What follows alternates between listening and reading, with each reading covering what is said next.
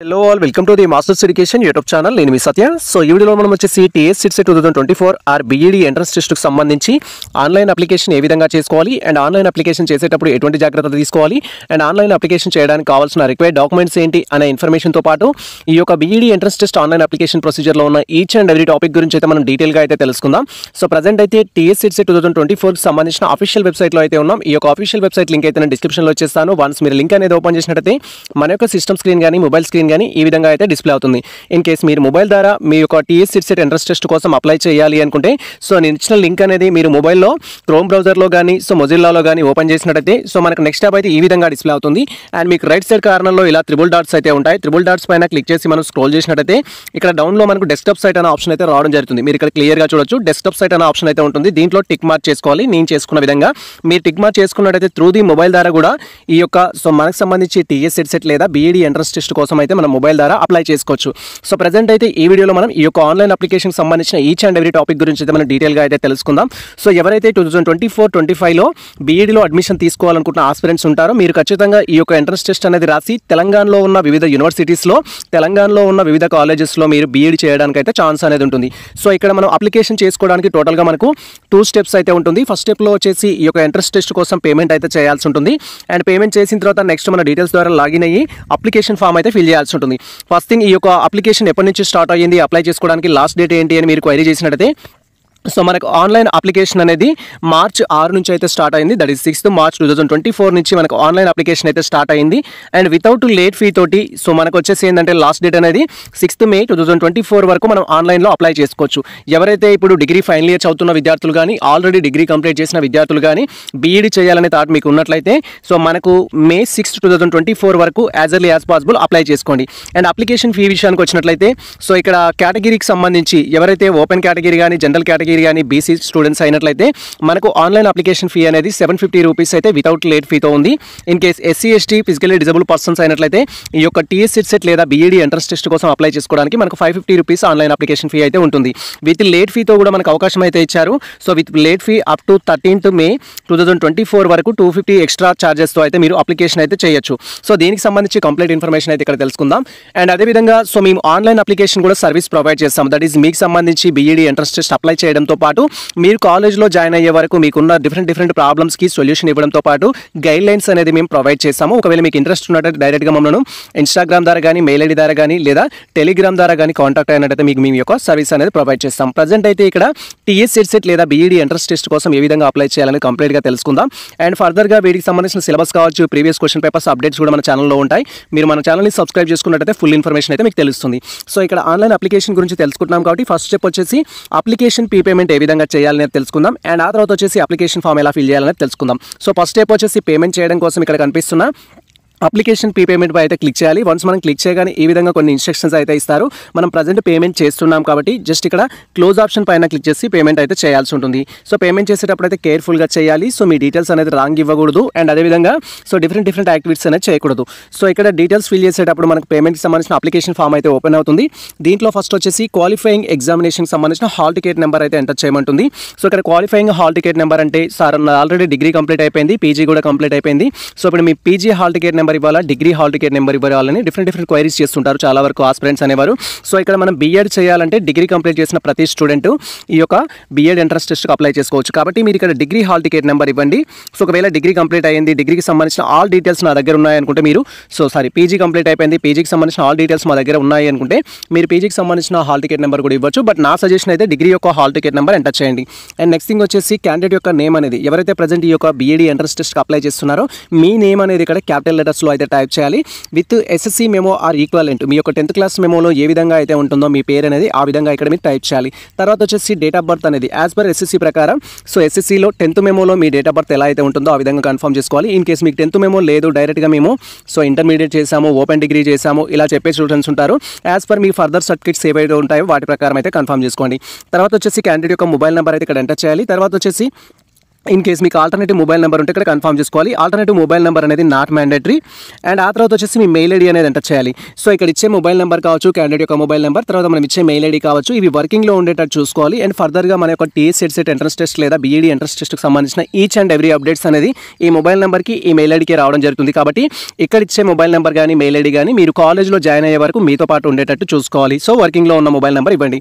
And తర్వాత వచ్చేసి మీ category అనేది చూస్ చేసుకోవాలి. మీరు ఓసీ అయినట్లయితే ఓసీకి పక్కనే ఉన్న డాట్లో పెట్టుకోవాలి. సో ఒకవేళ మీరు బీసీఏ అయినట్లయితే బీసీఏకి పక్కనే ఉన్న డాట్లో పెట్టేసేయాలి. సో బీసీబీ అయితే బీసీబీకి సంబంధించి, అండ్ ఎస్సీ ఎస్టీ అయినట్లయితే ఈ విధంగా ఎస్సీ ఎస్టీకి సంబంధించి పక్కన డాట్ ఏదైతే ఉంటుందో దాంట్లో మనం టిక్ మార్క్ అనేది చేసుకోవాలి. ఫర్ ఎగ్జాంపుల్ నాది వచ్చేసి బీసీడీ. సో నేను ఇక్కడ బీసీడీలో అయితే టిక్ చేస్తున్నాను. ఈ విధంగా మీరు టిక్ చేసుకోవాలి. అండ్ నెక్స్ట్ థింగ్ వచ్చేసి ఫిజికల్లీ ఛాలెంజ్డ్ సంబంధించి మీరు ఫిజికల్లీ డిజబుల్ పర్సన్స్ అయినా, హియరింగ్ డిజబిలిటీ ఉన్నా కూడా మీరు ఇక్కడ ఎస్ ఆప్షన్ ఇవ్వాల్సి ఉంటుంది. వన్స్ మనం ఎస్ ఆప్షన్ ఇవ్వగానే మీకు సంబంధించి సదరం సర్టిఫికేట్ నెంబర్ అయితే ఎంటర్ చేయమంటుంది. ఆ సదరం సర్టిఫికేట్ నెంబర్ యొక్క ఎంటర్ చేయాలి. ఇన్ కేస్ మీకు ఎటువంటి డిజబిలిటీ లేదు అంటే నో ఆప్షన్ అయితే ఇచ్చేయాలి. వన్స్ మనం నో ఆప్షన్ ఇచ్చినట్టయితే మన కేటగిరీ అనేది అప్లికేబుల్ చేసుకుంటుంది. అండ్ ఆ తర్వాత మనం పేమెంట్ టైప్ అనేది, సో మీరు నెట్ బ్యాంకింగ్ హెచ్డిఎఫ్సితో చేస్తున్నారా, ఐసీఐతో చేస్తున్నారా, నెట్ బ్యాంకింగ్ ఎస్బీఐ, డెబిట్ కార్డా, క్రెడిట్ కార్డా, డిఫరెంట్ ఆప్షన్స్ అయితే ఉంటాయి. మీరు ప్రజెంట్ పేమెంట్ అనేది ఏ మోడ్లో అయితే చేయాలనుకున్నారో ఆ మోడ్ అయితే చూస్ చేసుకోండి. సో ఇక్కడ నేను వచ్చేసి ఏంటంటే నెట్ బ్యాంకింగ్ అయితే చూస్ చేసుకుంటున్నాను. So that is SBI net banking అనేది. ఇన్ కేస్ మీరు డెబిట్ కార్డ్ కానీ క్రెడిట్ కార్డ్ కానీ చూస్ చేసుకోవాలంటే ఆప్షన్ అనేది సెలెక్ట్ చేసుకోవాలి. అండ్ ఇలా సెలెక్ట్ చేసుకోగానే మనకి పేమెంట్ ఎంత అవుతుందని చూపిస్తుంది. సో నేను ఆల్రెడీ చెప్పడం జరిగింది. ఓసీ బీసీ స్టూడెంట్స్కి వచ్చేసి 750 రూపీస్ ఆన్లైన్ అప్లికేషన్ ఫీ ఉంటుంది. ఇన్ కేస్ ఎస్సీ ఎస్టీ అయినట్లయితే, ఎస్సీ ఎస్టీ డిజబుల్ పర్సన్స్ అయినట్లయితే 550 రూపీస్ ఆన్లైన్ అప్లికేషన్ ఫీ అయితే ఉంటుంది. సో ఈ విధంగా మీ కేటగిరీ అయితే కన్ఫర్మ్ చేసుకోవాలి. అబౌట్ డీటెయిల్స్ అన్ని ఫిల్ చేసిన తర్వాత ప్రొసీడ్ టు పేమెంట్ ఆప్షన్ పైన క్లిక్ చేయాలి. అండ్ ఇక్కడ ఫిల్ చేసే డీటెయిల్స్ ఏవైతే ఉంటాయో లైక్ క్యాండిడేట్ యొక్క హాల్ టికెట్ నెంబర్ కావచ్చు, నేమ్ కావచ్చు, డేట్ ఆఫ్ బర్త్ కావచ్చు, మొబైల్ నెంబర్ కావచ్చు, మెయిల్ ఐడి కావచ్చు, కేటగిరీ కావచ్చు, డిజబిలిటీ కావచ్చు, ఈ డీటెయిల్స్ అనేది కేర్ఫుల్గా ఇవ్వండి. వన్స్ మనం వీటిని ఇచ్చినట్లయితే వీటిని కరెక్షన్ చేసుకోవడానికి అయితే ఛాన్స్ ఉండదు. కాబట్టి సో పేమెంట్ చేయడం కంటే ముందు ఇచ్చే ఈచ్ అండ్ ఎవ్రీ డీటెయిల్స్ని మీరు పర్ఫెక్ట్గా ఇవ్వాల్సి ఉంటుంది. సో ప్రజెంట్ అయితే నా యొక్క డీటెయిల్స్ అన్ని కన్ఫర్మ్ చేసుకొని ప్రొసీడ్ టు పేమెంట్ ఆప్షన్ పై అయితే క్లిక్ చేస్తున్నాను. Wait for that.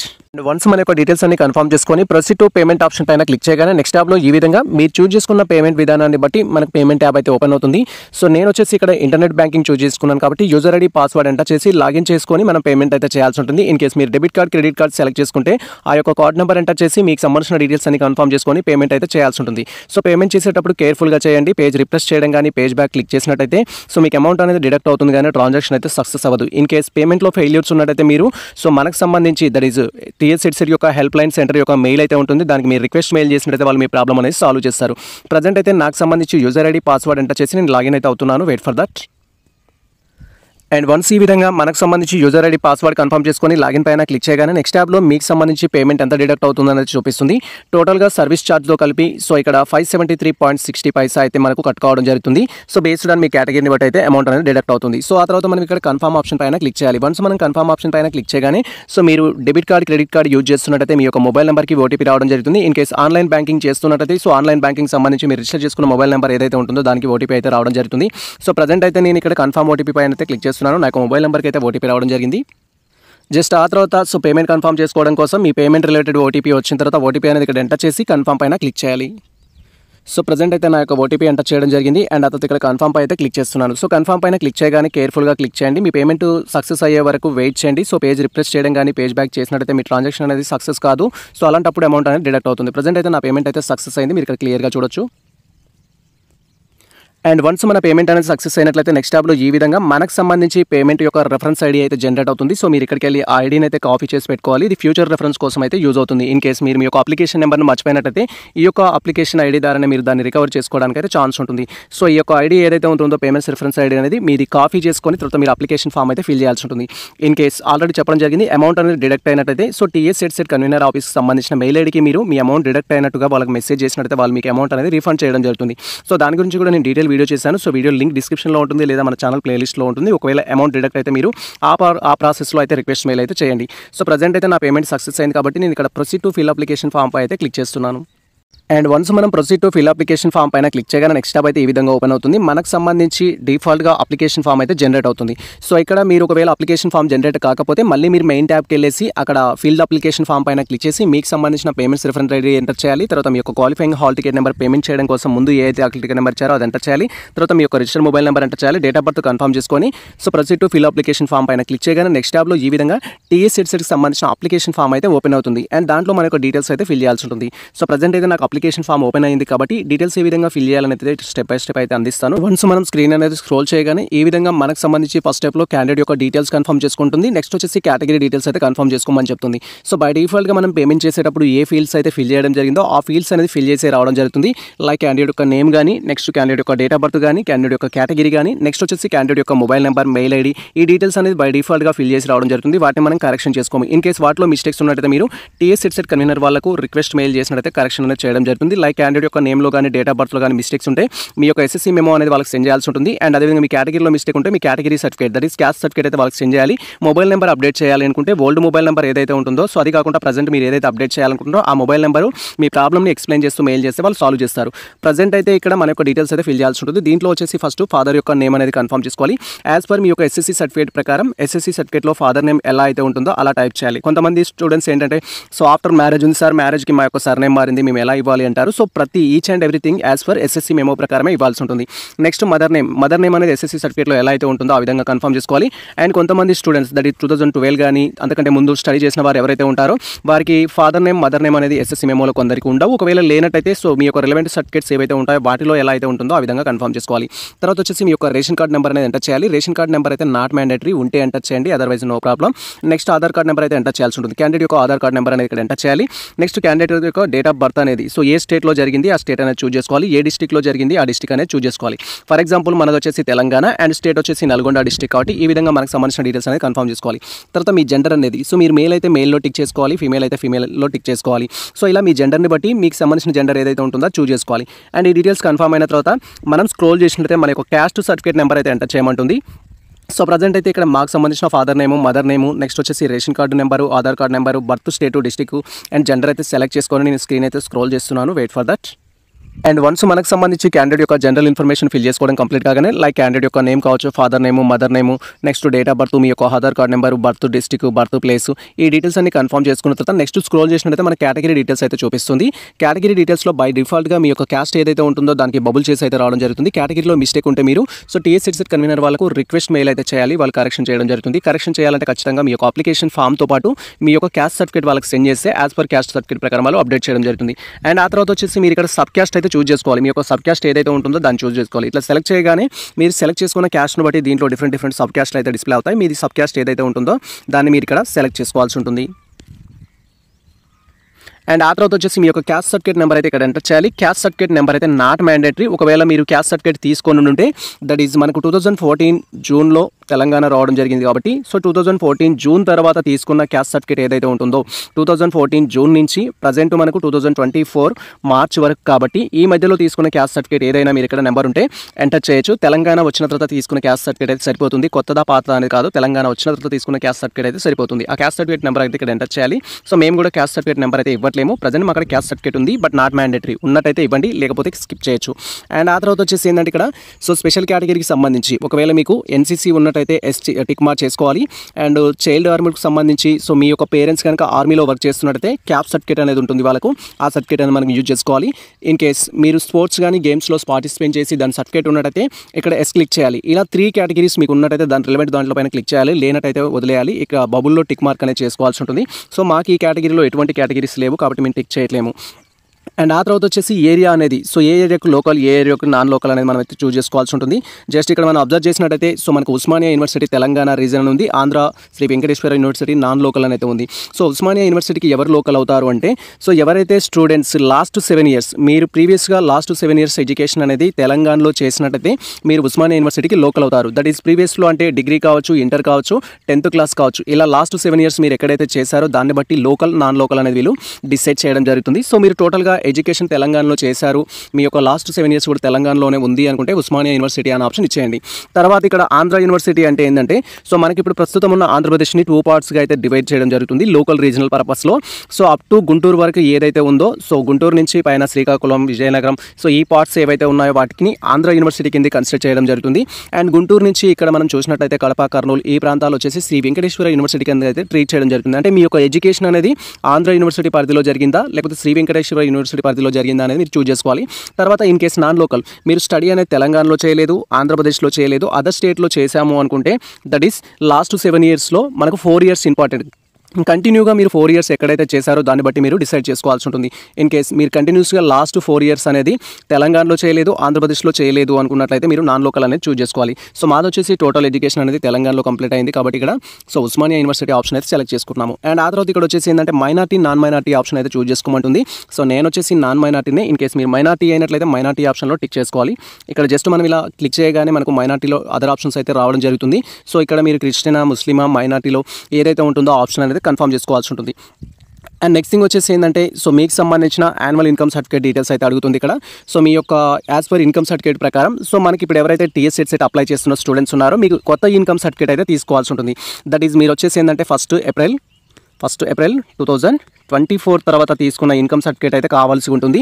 సో మీరు ఇప్పుడే ఇన్కమ్ సర్టిఫికేట్ ఏం తీసుకోవాల్సిన అవసరం లేదు. మీరు సర్టిఫికేట్ వెరిఫికేషన్ వరకు ఇన్కమ్ సర్టిఫికేట్ అనేది తీసుకోండి. ఇప్పుడు నాట్ మ్యాండేటరీ.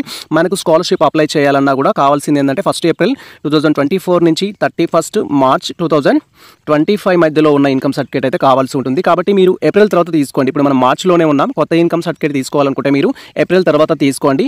సో ఇక్కడ మాత్రమే ఏంటంటే as per your income certificate ప్రకారం సో మీకు బిలో 1 lakh ఉందా, అబోవ్ 1 lakh ఉందా అనేది మీరు కన్ఫర్మ్ చేసుకోవాలి. నార్మల్గా చాలా వరకు స్టూడెంట్స్ ఎవరైతే ఉంటారో ఎస్సీ, ఎస్టీ, బీసీకి అయితే బిలో 1 lakh ఇచ్చేస్తారు, లేదా so above 1 lakh to below 2 lakhs అయితే ఇచ్చేస్తారు. మీకు ఈ రెండింటిలో ఏదో ఒక ఆప్షన్ చూస్ చేసుకోవాలి.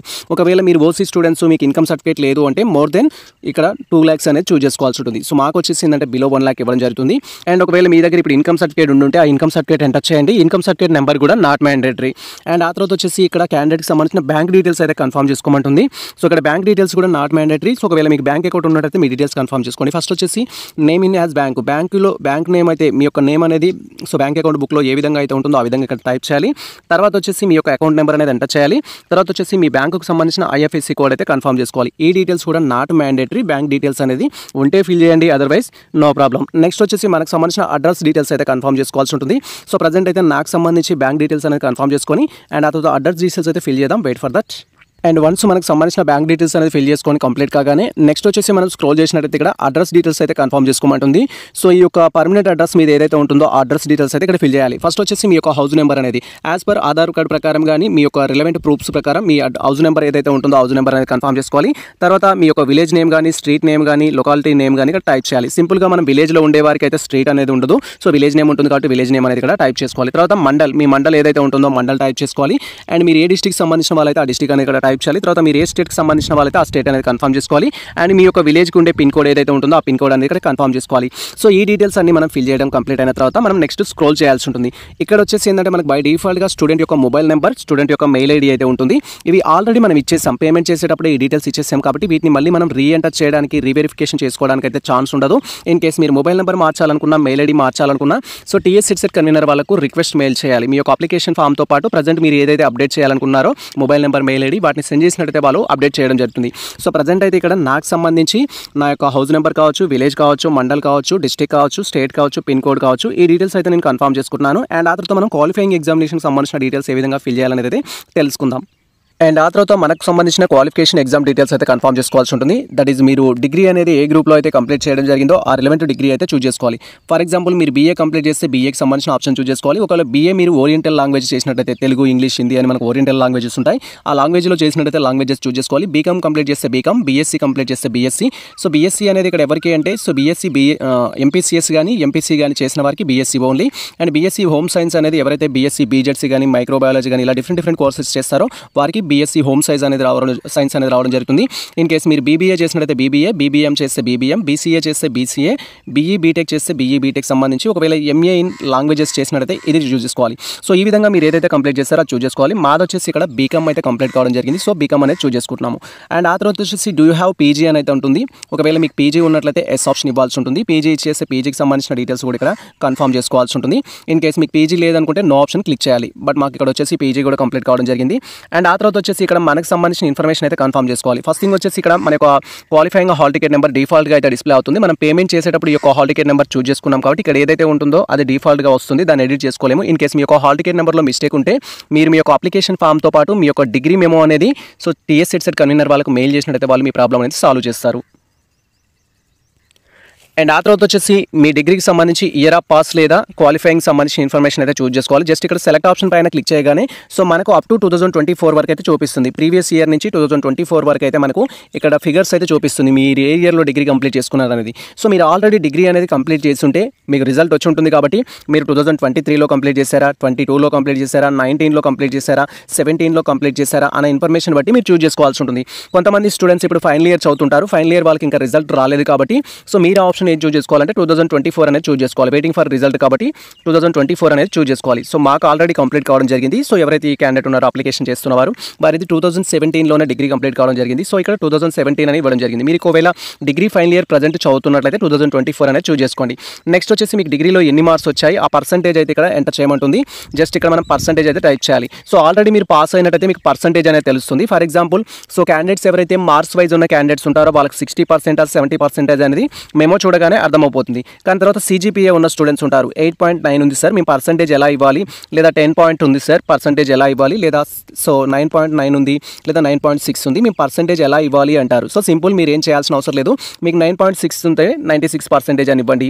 ఒకవేళ 8.9 ఉంటే 89% అనేది మీరు ఎంటర్ చేయాల్సి ఉంటుంది. మార్క్స్ వైజ్ స్టూడెంట్స్ అయినట్టయితే డైరెక్ట్గా వాళ్ళకి పర్సెంటేజ్ తెలుస్తుంది. ఆ పర్సెంటేజ్ అనేది ఇక్కడ కన్ఫర్మ్ చేసుకుంటారు.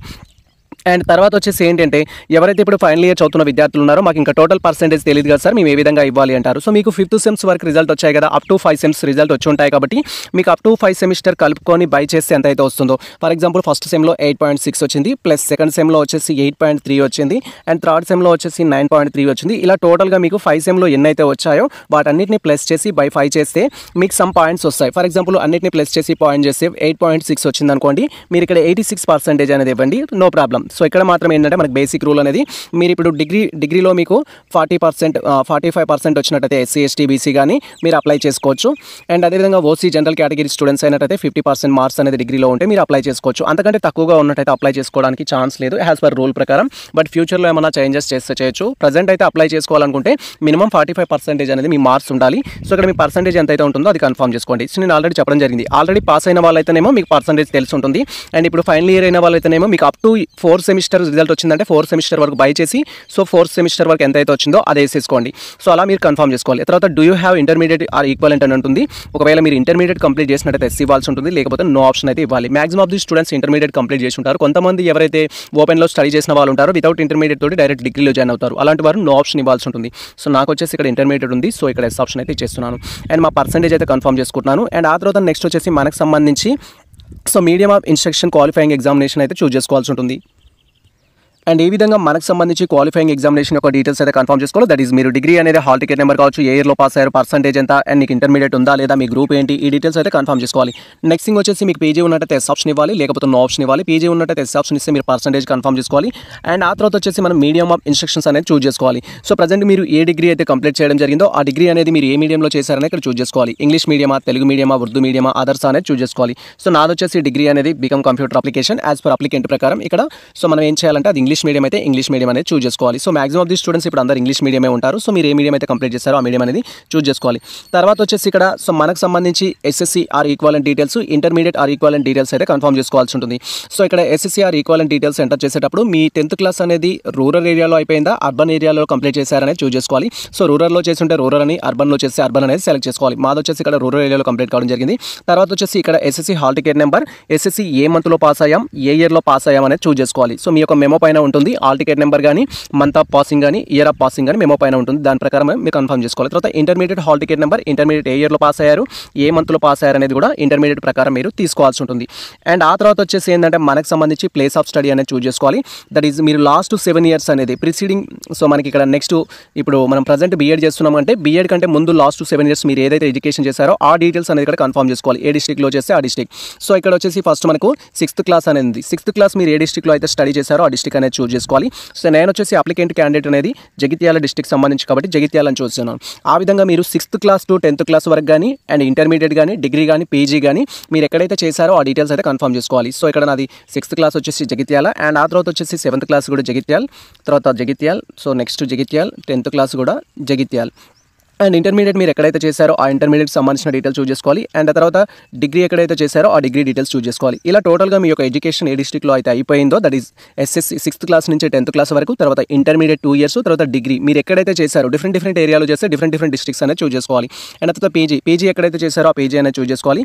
సో యాజ్ పర్ క్యాండిడేట్ ప్రకారం పీజీ వచ్చేసి ఇక్కడ ఏంటి అంటే సో వరంగల్ అర్బన్లో కంప్లీట్ కావడం జరిగింది. సో దీంట్లో వరంగల్ అర్బన్ అని ఉందా? Okay, Warangal urban. లేదా అంటే మనకు హన్మకొండ ఆప్షన్ ఉంటుంది, ఆప్షన్ చూస్ చేసుకోవాలి. బేస్డ్ ఆన్ మీ యొక్క స్టడీ ప్లేసెస్ని బట్టి ఇక్కడ చూస్ చేసుకోవాలి.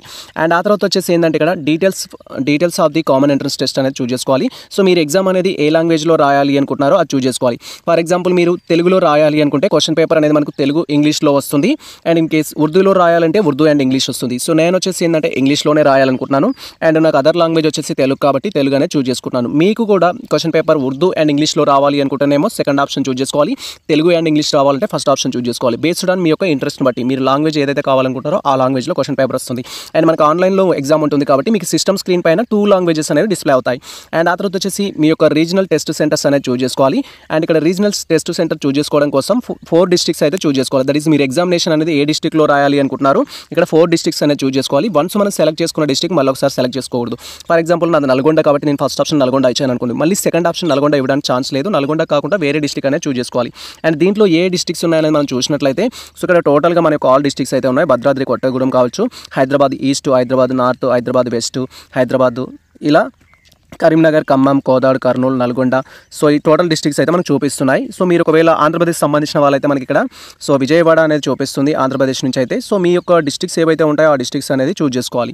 సో ఇక్కడ ప్రజెంట్ అయితే మీకు డౌట్ ఉంటుంది. సో ఇక రీజనల్ సెంటర్స్లో మనకు టోటల్గా హైదరాబాద్ ఈస్ట్ ఉంది, నార్త్ ఉంది, సౌత్ ఉంది, వెస్ట్ ఉంది. వీటిని ఎలా చూస్ చేసుకోవాలనుకుంటే పైన ఇక్కడ మనకు ఆప్షన్ ఉంటుంది. ఇది డౌన్లోడ్ చేసినట్టయితే దీంట్లో క్లిప్ అనేది ఉంటుంది. సో నేను ఎక్స్ప్లెయిన్ చేస్తాను, అది డౌన్లోడ్ కావట్లేదు.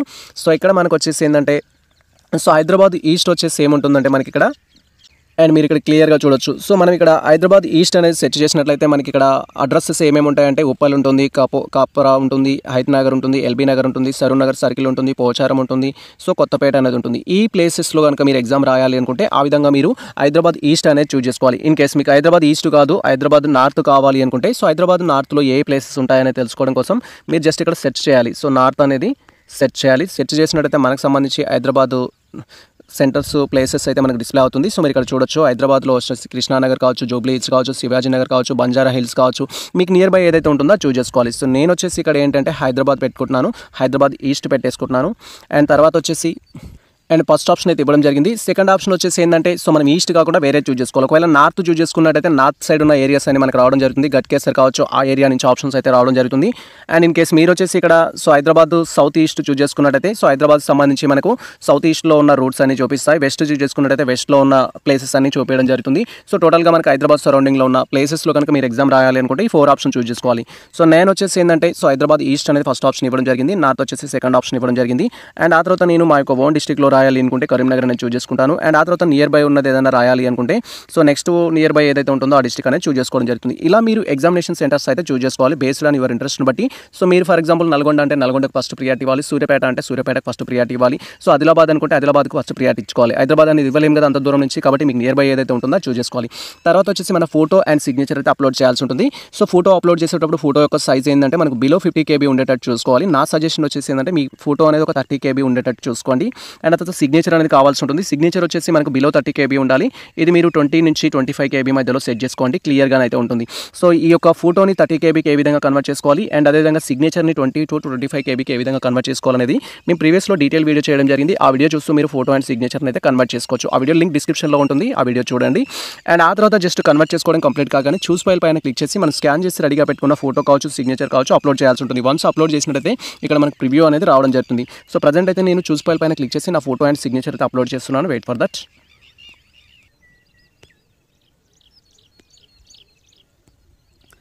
అండ్ ఈ విధంగా సో మీ ఫోటోకి సంబంధించిన సైజ్ అనేది ఒక 30 KB ఉండేటట్టు సెట్ చేసుకోవాలి. అండ్ ఆ తర్వాత జస్ట్ ఫోటో అనేది సెలెక్ట్ చేసుకోవాలి. అండ్ వన్స్ మనం ఫోటో అనేది అప్లోడ్ చేయగానే ఈ విధంగా ఫోటోకి సంబంధించిన ప్రివ్యూ అయితే డిస్ప్లే అవుతుంది. మీరు ఒకసారి వెరిఫై చేసుకోవాలి. సో మీరు అప్లోడ్ చేసిన ఫోటో అనేది పర్ఫెక్ట్గా ఉందా లేదా అనేది.